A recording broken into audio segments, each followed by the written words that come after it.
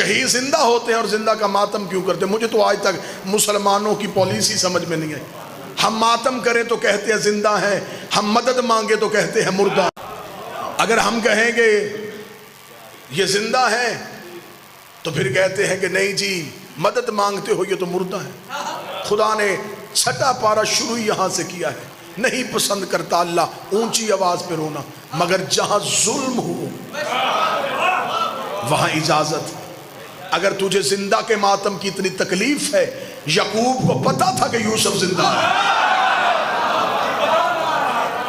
نبی تھا، جانتا تھا بیٹا زندہ ہے، پھر بھی 40 سال رویا، صرف یہ سمجھانے کے لیے کہ مظلوم کو رویا جا سکتا ہے۔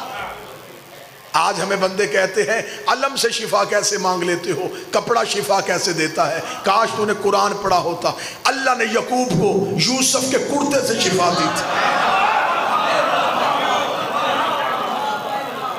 لاکھوں دلائل، ہزاروں دلائل، جناب سارا کا چہرے پہ پیٹنا قرآن سے ثابت ہے۔ اگر کوئی بندہ کہے کہ نہیں یہ تو پچھلے نبیوں کی بات ہے، ہمارے نبی کے دور میں تو ایسا کچھ ہوا ہی نہیں، تو چلے پھر میں حوالہ لکھوا دیتا ہوں۔ حوالہ لکھ لیجئے، مدارج النبوہ، شاہ عبدالحق محدث دہلوی کی کتاب ہے، مذہب اہل سنت کی معتبر کتاب ہے۔ اس میں لکھا ہے جب جنگ احد میں رسول کے چچا حمزہ شہید ہو گئے اور احد کے شہداء کا ماتم مدینے میں ہو رہا تھا، اب جو لفظ بالکل لکھے ہیں میں وہ لفظ پڑھوں گا تاکہ کل کو کوئی ویڈیو کیمرے میں میری ویڈیو لے کے کتاب کے ساتھ ٹیلی کرے تو وہ یہ نہ کہے یہاں لفظ اور تھے ممبر سے اور بیان کیے گئے۔ میں وہی لفظ پڑھتا ہوں جو شاہ عبدالحق محدث دہلوی لکھا ہے۔ انہوں نے کہا جب رسول مدینہ پہنچے تو پورا مدینہ ماتم کدا تھا۔ ماتم کدا کہتے ہیں ماتم کرنے والی جگہ، یا میں اس کا آسان لفظ کروں امام بارگاہ، پورا مدینہ ماتم کدا تھا۔ رسول نے صحابہ سے پوچھا یہ کس کا ماتم ہو رہا ہے؟ تو صحابہ نے کہا یا رسول اللہ یہ احد کے شہداء کے ورثہ اپنے شہداء کے لیے ماتم کر رہے ہیں۔ رسول نے ٹھنڈی آہ بھر کے، یہ محدث دہلوی کا لفظ، ٹھنڈی آہ بھر کے کہا ہائے میرے چچا حمزہ پہ ماتم کرنے والا کوئی نہیں۔ یہ کہہ کے رسول گھر گئے، انصار اپنے اپنے گھروں میں گئے، اپنی اپنی عورتوں کو بلایا، بچوں کو اکٹھا کیا اور رسول کے دروازے پہ لے کے آئے۔ میں جملے پڑھ رہا ہوں مدارج النبوہ سے۔ انصار صحابہ اپنی عورتوں کو لے کے رسول کے دروازے پہ آئے، پہلی ماتمی سنگت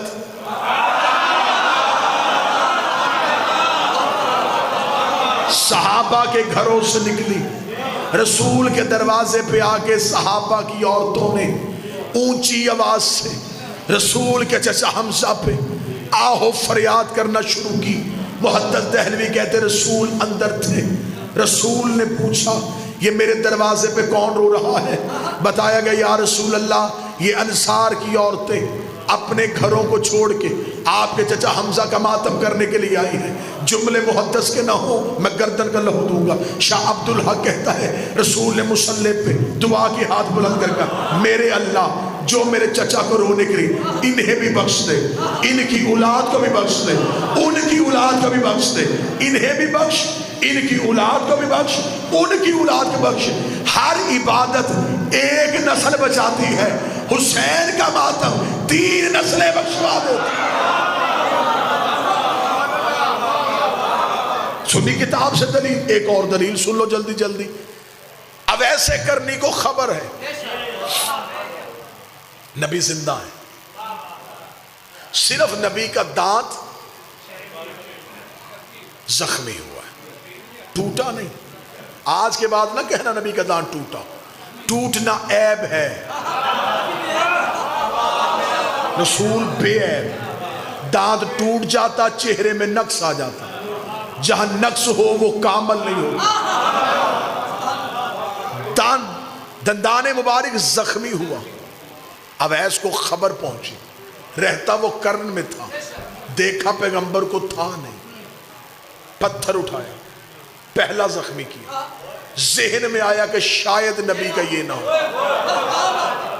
پھر دوسرا، پھر ذہن میں شاید یہ بھی نہ ہو، پھر تیسرا، سارے کے سارے توڑے، لہو منہ سے نکل رہا ہے، نبی بیٹھے ہیں مدینے میں، یکدم نبی کے جسم میں جھرجھری آئی۔ صحابہ نے کہا یا رسول اللہ کیا؟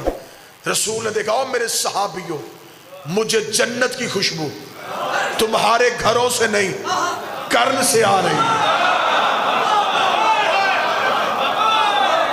مجھے جنت کی خوشبو کرن سے آ رہی ہے۔ صحابہ نے کہا یا رسول اللہ وہاں کون رہتا ہے؟ فرمایا اگر تم میں سے کوئی کرن جائے، وہاں میرا ایک عاشق ہے، اس کا نام اویس ہے، اسے میرا سلام کہنا۔ میں بات سمجھا ہی نہیں سکا۔ محمد وہ ہے جسے اللہ سلام کر رہا ہے، نبی وہ ہے جو اپنے عاشق اور اپنے ماتمی کو سلام کر رہا ہے۔ نبی نے کسی صحابی سے نہیں کہا کہ جلدی جاؤ، تیز رفتار گھوڑا لے کے جاؤ، اویس کو گرفتار کرو، گرفتار کر کے لاؤ، میں زندہ تھا۔ اس نے زندہ کی یاد میں ماتم کیوں کیا؟ نبی نے کہا اسے جا کے خوشخبری دو کہ تمہیں نبی سلام کہہ رہا ہے۔ چل نبی نے تو محبت میں کہہ دیا تھا، خدا ہی کہہ دیتا کہ جسم میرا تھا، میں نے تجھے امانت دی، تو نے اسے زخمی کیوں کیا؟ خدا نے بھی لاڈ کی انتہا کر دی، خدا نے بھی جنت سے کیلا فرش پہ بھیج دیا کہ اب منہ میں دانت نہیں ہے، غذا نرم چاہیے، چبا نہیں سکتا، جنت سے کیلا اویس کی محبت میں آیا۔